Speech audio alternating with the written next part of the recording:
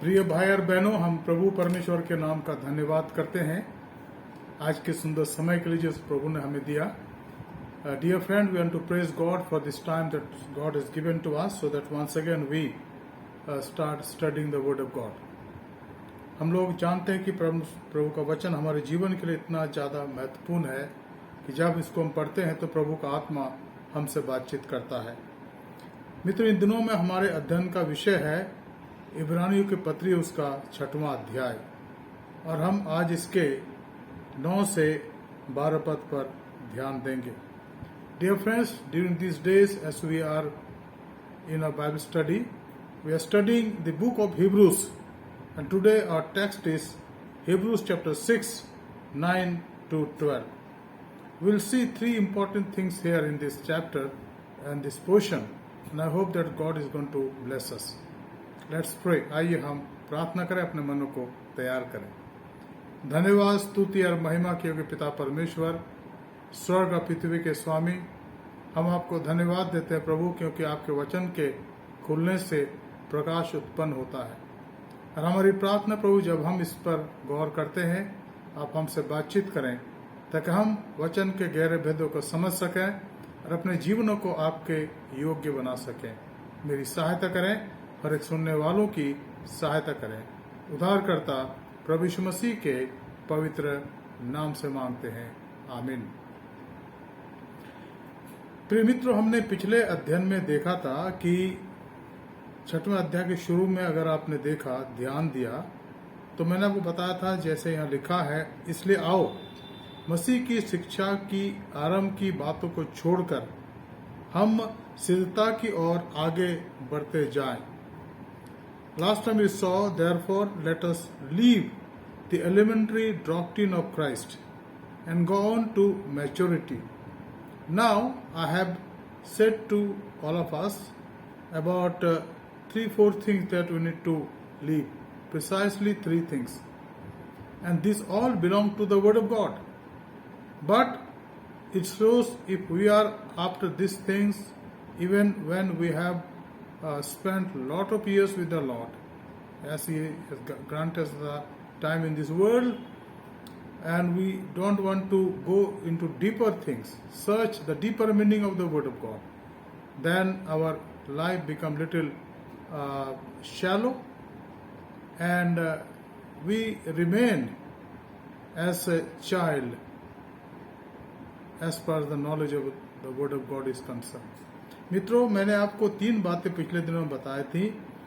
अब यही बातें भी ईश्वर के वचन के संदर्भ में ही है, लेकिन अगर हम अपने ध्यान को इन्हीं पर केंद्रित बनाए रखते हैं, इन्हीं पर हम ध्यान देते रहते हैं, जिनका संबंध हमारे शुरू की बातों से, आरंभ की बातों से है। और इसका वर्णन यहाँ लिखा गया 3 बातें। पहली बात है मरे हुए कामों से मन फिराने और परमेश्वर पर विश्वास करने की बात है। एक दिन था जब हम प्रभु पर विश्वास करने वाले थे और हमने कर लिया विश्वास, और तब हमने पश्चाताप करा, उन कामों को हमने छोड़ा जिसको हमें छोड़ने की आवश्यकता थी, और प्रभु ने हमें क्षमा का वरदान दिया, उसने हमें क्षमा करा। दूसरी बात मैंने आपको बताया था, बपतिस्मों और हाथ रखने। क्या मतलब? इसका मतलब ये है कि विश्वास के बाद बपतिस्मा और समर्पण, उसके बारे में, और हमने उस पर भी देखा था। यह दूसरी मुख्य बात है, विश्वास, बपतिस्मा और समर्पण। और तीसरी बात मैंने आपको बताया था, मरे हुए के जी उठने और अंतिम न्याय की शिक्षा। और इस बात को भी हम इससे मुंह नहीं मोड़ सकते। We cannot turn from this truth that in Christ when we die, one day will rise. He will bring us back into life. We'll get the glorified bodies. And this is the truth. And then we all have to stand before the judgment seat of God. It's also a reality. But friends, when we grow in the Lord, in His faith, in our Christian life, and again and again and again and again talk about these things, and don't go deeper in the Word of God, then we remain not very strong in the Word of God.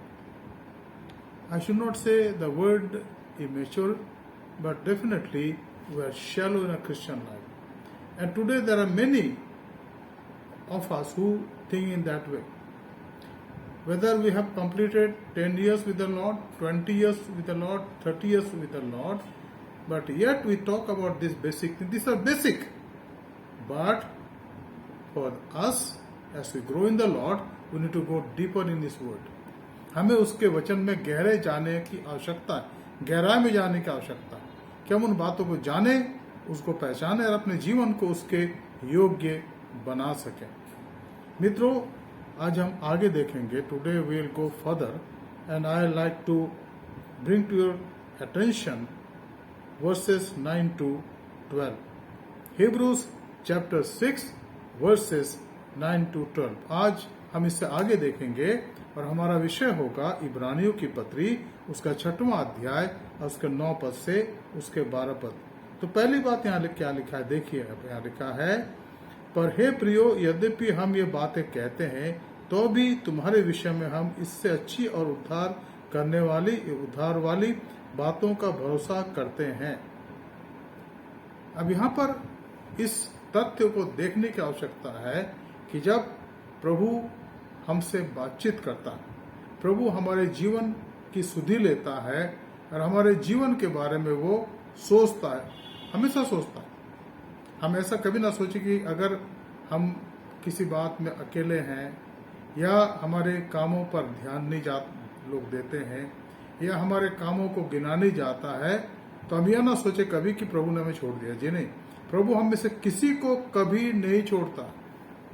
God will never leave His people once we have followed Him, started following Him. Once we have accepted Him in our life as our Lord and Savior.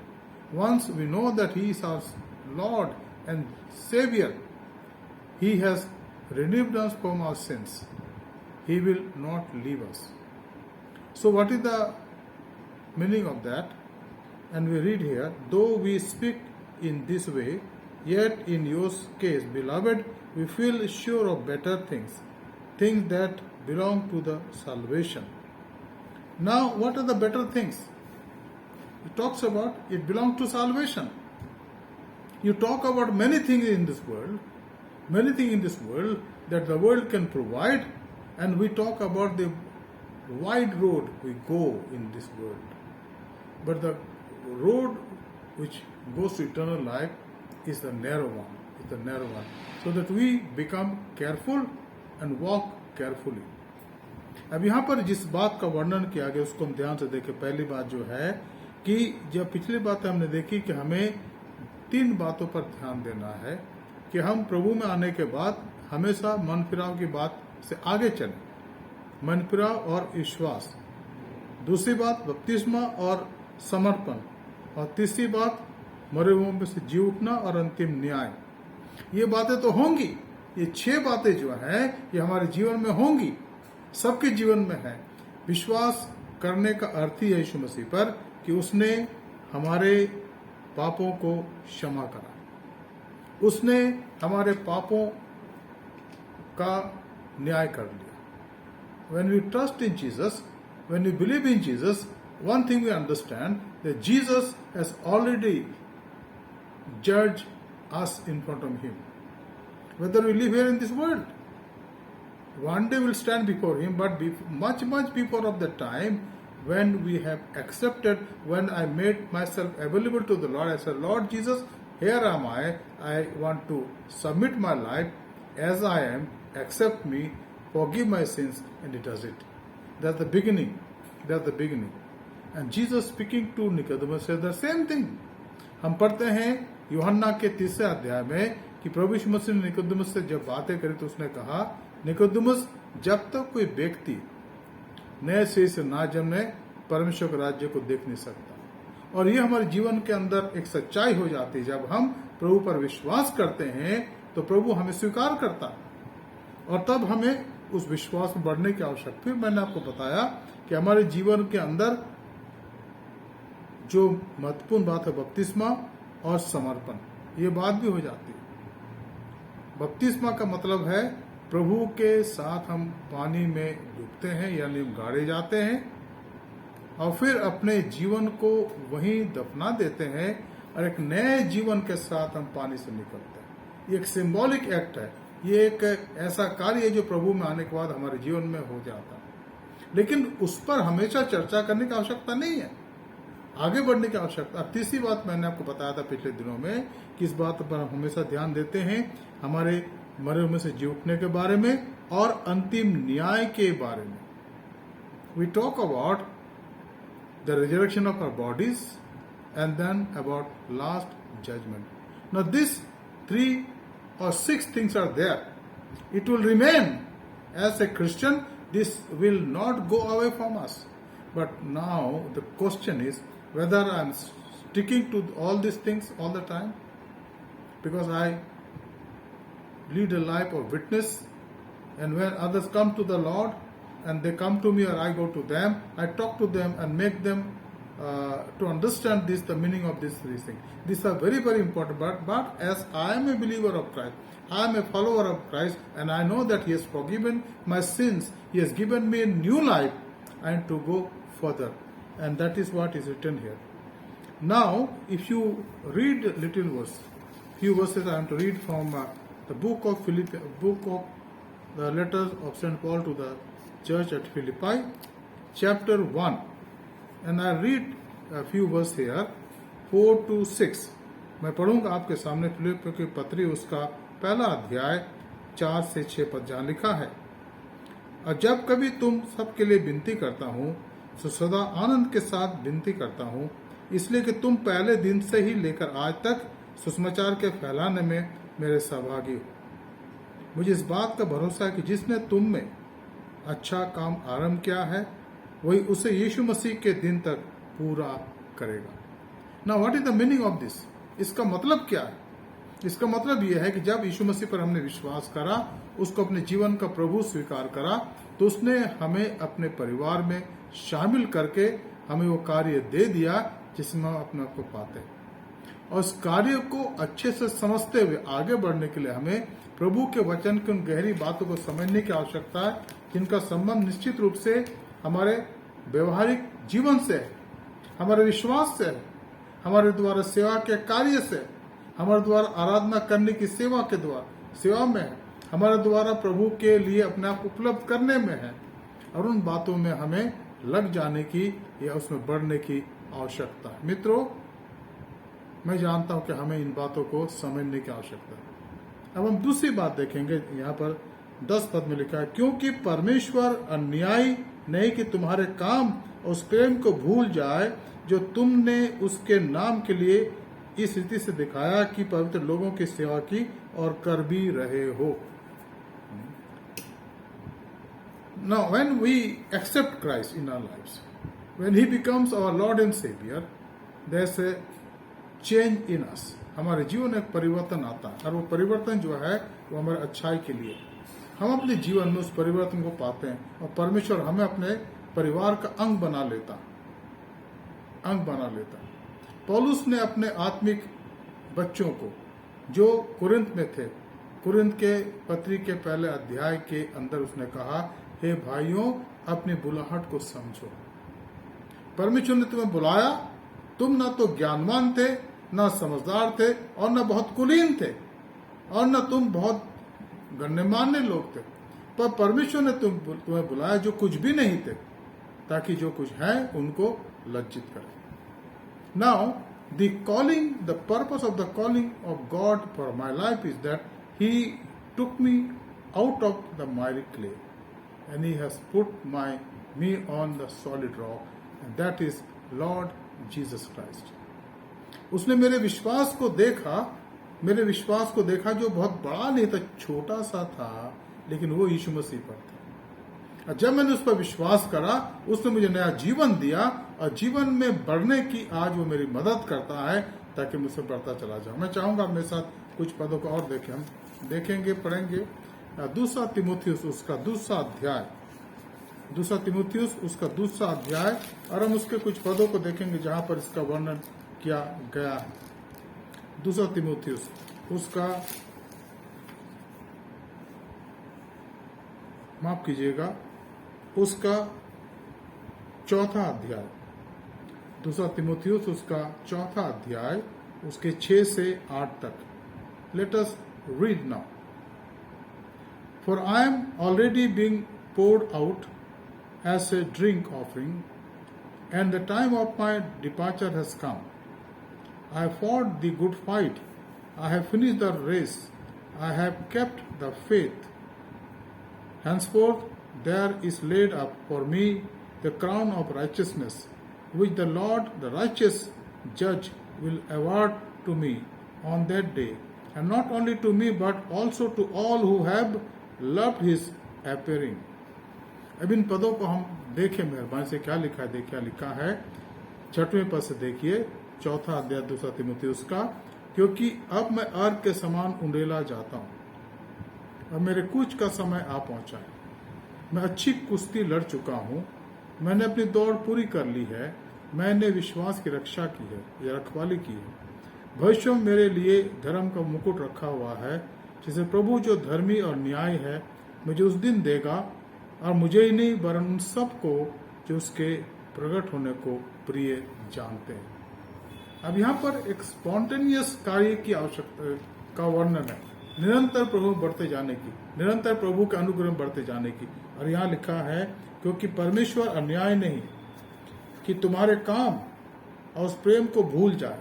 कभी कभी जब हम सेवा में अपने आप को पाते हैं मित्रों, और उसकी सेवा करते हैं, तो हम बहुत सी जब जीवन में तकलीफ आती, कठिनाई आती हैं, या और भी बातें आती हैं, चिंताएं आती हैं, कष्ट आते हैं, बीमारी आती है, या कोई ऐसा वक्त आता है जब हम अकेले छोड़ दिए जाते हैं।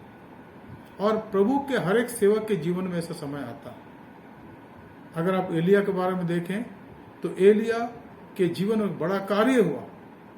बाल के जो पुजारी थे उनका न्याय किया गया, और एलिया वहां से चल करके गया 40 दिन और 40 रात, और तब उसने परमेश्वर के सामने गिड़गिड़ाया कि परमेश्वर बहुत हो गया, बहुत हो गया, लेकिन परमेश्वर उसको नहीं छोड़ा।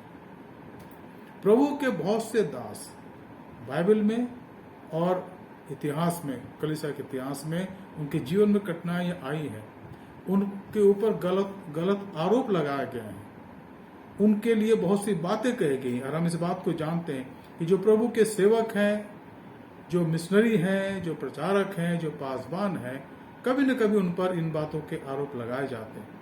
लोग सोचते हैं कि ये वो लोग हैं जो जिसने ये कराया, जिन्होंने ये कराया। उस वक्त अपने आप को नहीं देखते।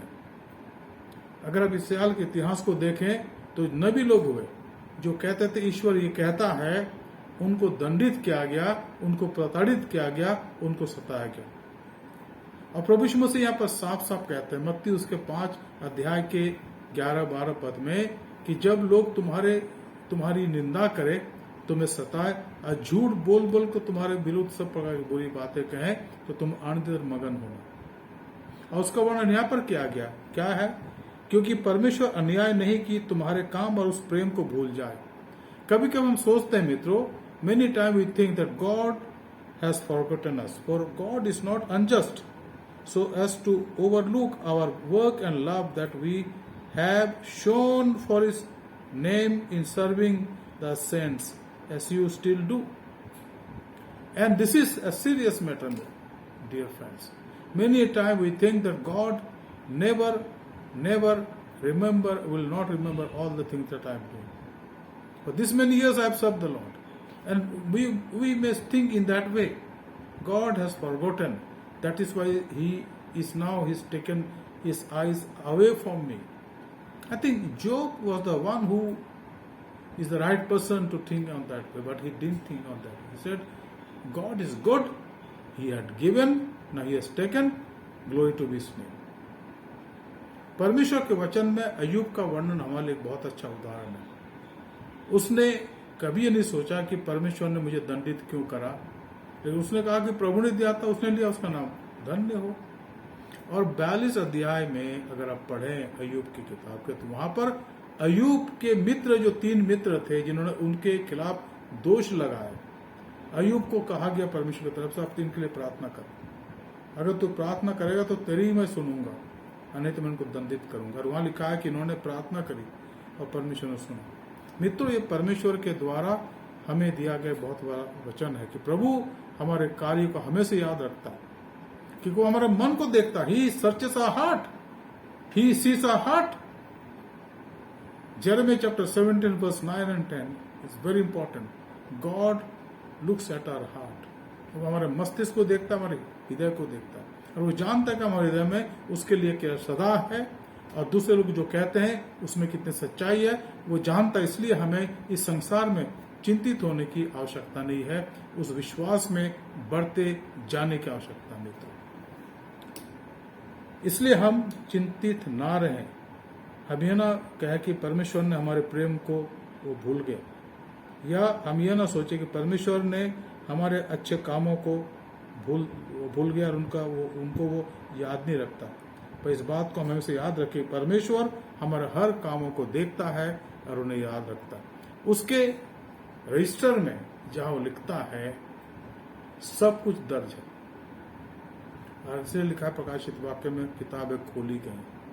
किताबें जहां पर हमारे काम भी लिखे हुए, जिनको हमने सालों से तक करा, परमेश्वर उनका लेखा एक दिन हमें देगा। पौलुस कहता है कि मुझे परिणाम मिलेंगे, मुझे उसका प्रतिफल मिलेगा, और ना केवल मुझे मिलेगा लेकिन उन सबको मिलेगा जो प्रभु यीशु मसीह के द्वितीय आगमन को प्रिय जानते हैं। तीसरी बात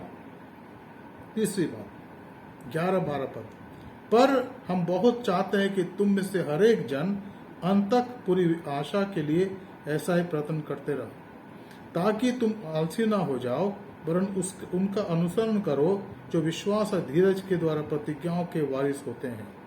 Now here the third thing we did, and we desire each one of you to show the same earnestness, to have the full assurance of hope until the end, so that you may not be sluggish, but imitators of those who through faith and patience inherit the promises. Now if you read the 11th chapter of Hebrews, there are about 34 names, men and women, who had to pass the test of time in their lives. अगर आप इब्रानियों के 11 अध्याय को देखें मित्र, तो वहां पर करीब 34 लोगों के नाम दिए गए हैं जिनके जीवन के अंदर भयंकर परीक्षाएं आई, लेकिन अपने विश्वास में मजबूत थे और उन्होंने इस परीक्षा पर जय प्राप्त किया। और 6वें पद में तो लिखा है 11 अध्याय के कि परमेश्वर है और जो उसको ढूंढते हैं उनको प्रतिफल देने के लिए तैयार है। मित्रों, परमेश्वर के पास हम में से किसी के लिए कम नहीं है, बहुत है। हम उन बातों को नहीं समझ पाते संसार में, लेकिन अगर हम उन किताबों को पढ़ते हैं, गवाही को सुनते हैं कि जब लोग यहाँ से स्वर्ग में गए तो उन्हें क्या क्या देखा, महिमा में बातें देखी जिनको हम इस संसार में तो समझ सकते हैं और न समझा सकते हैं। इसलिए हमें हमेशा धन्यवादित होना चाहिए कि प्रभु के अगर हम सेवक हैं, सेविका हैं, तो हम जानते कि वो जो कुछ हम कर रहे हैं उसमें परमेश्वर उसका लेखा लेगा और उसका प्रतिफल देगा।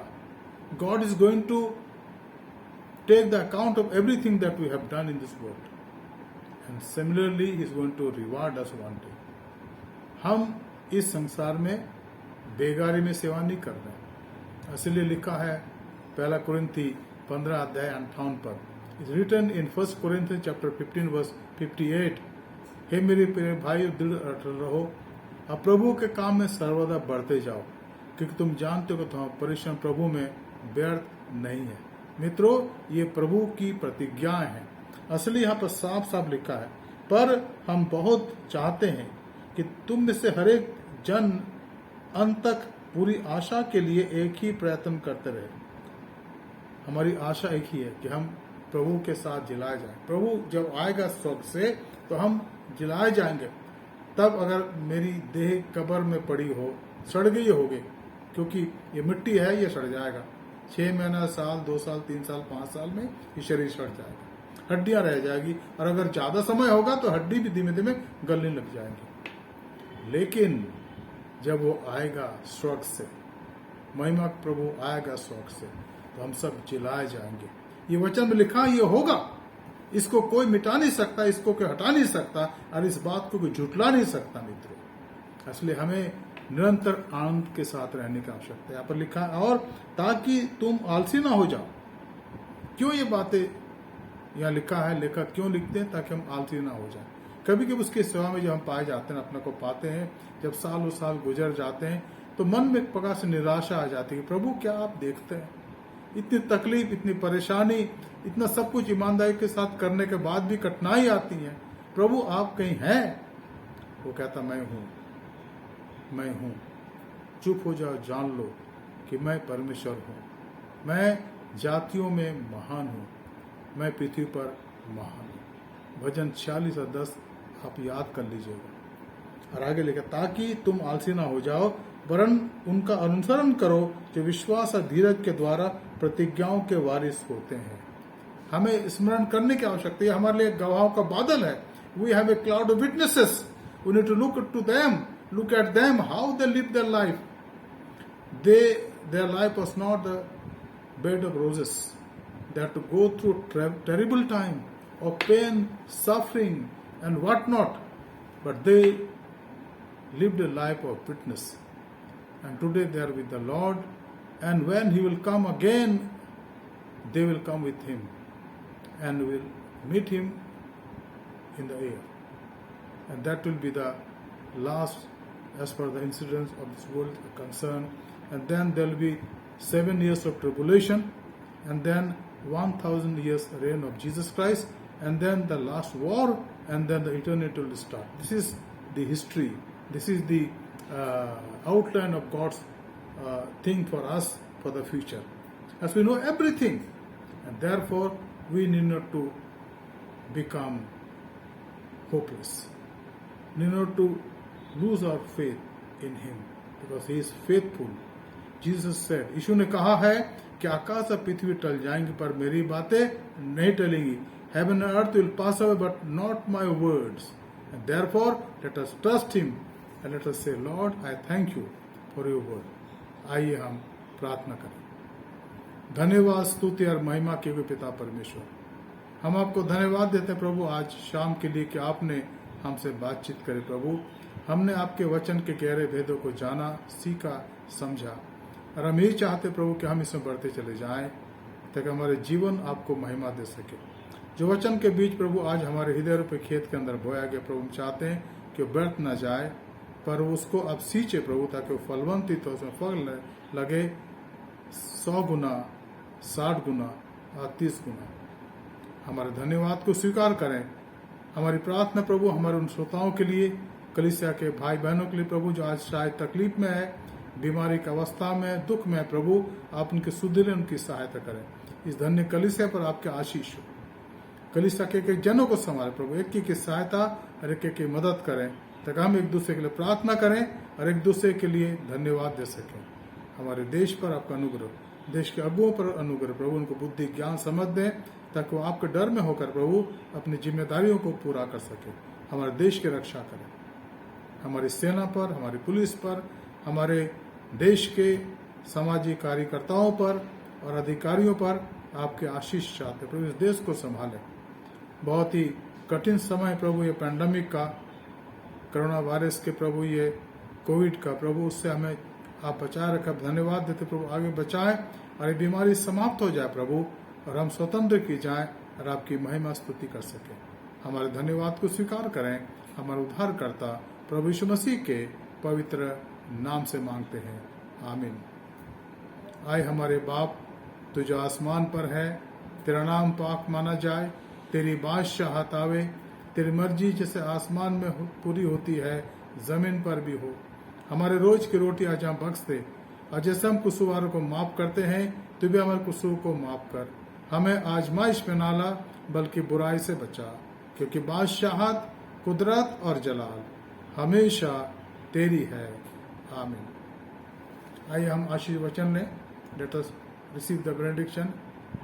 अब हमारे खुदा यीशु मसीह का फजल, खुदा बाप की मोहब्बत, रोल कुदुस की हिफाजत, शराकत हमें सारे के साथ इस समय और हमेशा तक होती रहे, आमीन. सब प्रभु आशीष दे, सबकी सहायता करे. यीशु ही प्रभु है. Jesus is Lord. May God bless all of you. Good night. Praise the Lord. Thank you.